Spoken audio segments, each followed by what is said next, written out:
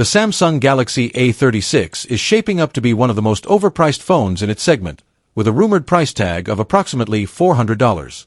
While mid-range smartphones are typically known for striking a balance between affordability and features, the A36 appears to deviate from this expectation by offering only incremental upgrades over its predecessor, the A35.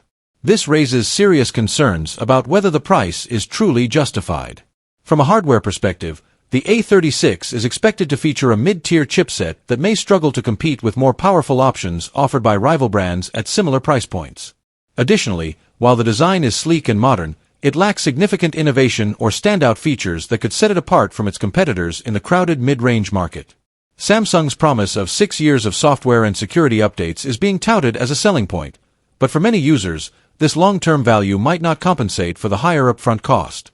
Most consumers in this segment prioritize immediate performance, camera quality, and battery life over extended software support, which makes the A36's value proposition feel somewhat skewed. Compounding this issue is the fact that other brands, such as Xiaomi, Realme, and OnePlus, are offering devices with superior hardware specifications, like faster processors, larger batteries, and better camera systems, at a lower or similar price. The A36 risks being perceived as a device that relies too heavily on Samsung's brand reputation rather than delivering tangible value for its price.